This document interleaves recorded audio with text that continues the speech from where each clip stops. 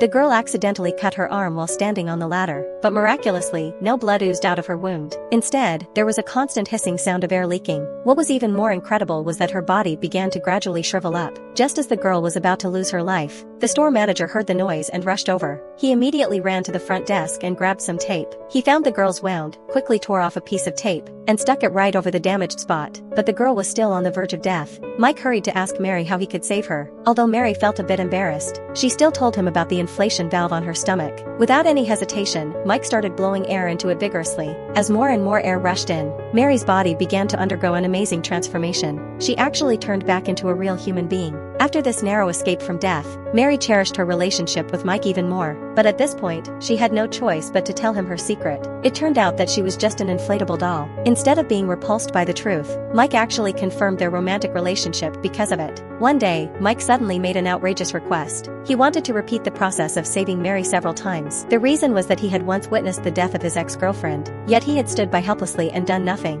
In the process of saving Mary, his guilty heart had felt an unprecedented sense of fulfillment. To persuade Mary to grant his wish, he lied and said that he was also an inflatable doll. The naive Mary did not doubt him at all. On the contrary, she was overjoyed to find someone of her own kind. That night, Mary was inflated and deflated dozens of times, until Mike was completely exhausted and fell into a deep sleep. But the curious Mary suddenly wanted to experience the same feeling too. However, she could never find Mike's air release valve. So she simply took a knife and slit a cut on Mike's stomach. When Mary tried to seal the wound with tape, it just wouldn't stick no matter what she did. The next day, Mike died from excessive blood loss. In the days that followed, Mary was tormented by guilt every single day. Eventually, she ended her own life in a garbage dump, and to the passers-by, the deflated her was nothing more than a discarded piece of trash.